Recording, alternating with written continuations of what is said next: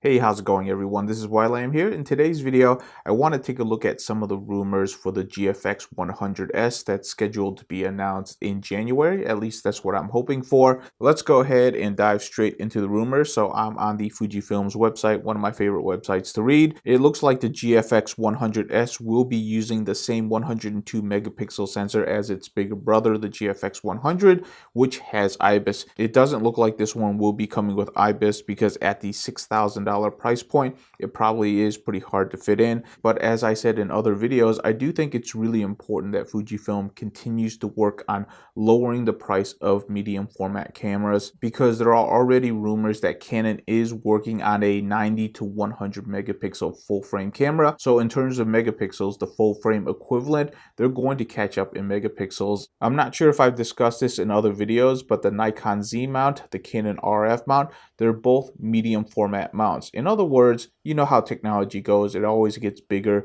better, faster, and hopefully cheaper, but sometimes not. They're eventually going to come out with medium format cameras, and they already have the mount that they can build it on. So this is probably something Fujifilm is well aware of. It's just a matter of when Canon and Nikon is going to make that step. They're probably waiting for the market to get a little bit larger, but once the market for medium format cameras gets into a steady growth state, you're probably going to start seeing rumors about Nikon and Canon working on a medium format camera. It's just how technology goes. Plus, you also have Micro Four Thirds on its way out. So those are definitely things that should work in favor of Fujifilms, because they are first to market and they are really learning what medium format can and cannot do and what technologies need to go with it in order to make it into a more general purpose camera, because that's really the frontier right now, is how do we get medium format into the general purpose department. Some of it has to do with price and some of it has to do with capabilities.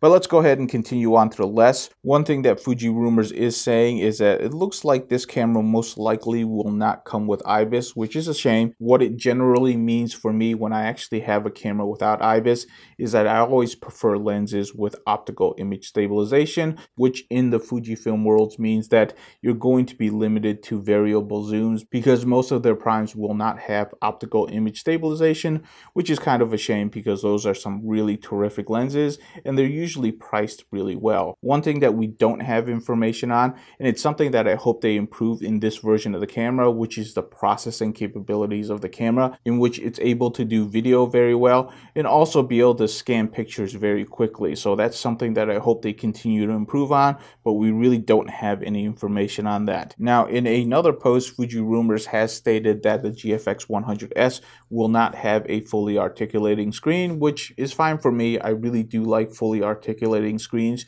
just because of what I do on YouTube and what I do for video, but not every camera needs it. The three-way tilt screen is still very usable, and for a camera like this, especially a camera without IBIS, you're probably not going to be vlogging with it anyways. And honestly, I don't think I would be vlogging around with a medium format camera because it's still a very large camera, and when I'm vlogging, I much rather prefer a smaller, easier to handle camera than a medium format camera. But you know what? It could be a very light camera. We'll have to wait for the full spec sheet for that. But a three-way tilt screen, it's still really great. I'm definitely going to rent one over the weekend, definitely try it out, see how it works for myself. But in terms of purchases and moving up to medium format, probably going to still wait on that to see where the technology actually goes and whether or not they can actually get an IBIS unit into a small camera body and still get it around $6,000. If and when technology gets to that point, that's probably when I'm going to start investing in that type of camera system. Anyhow, that's my thoughts for this week. Definitely let me know what you think about the GFX100S. I hope you're safe out there, and I'll see you in the next video.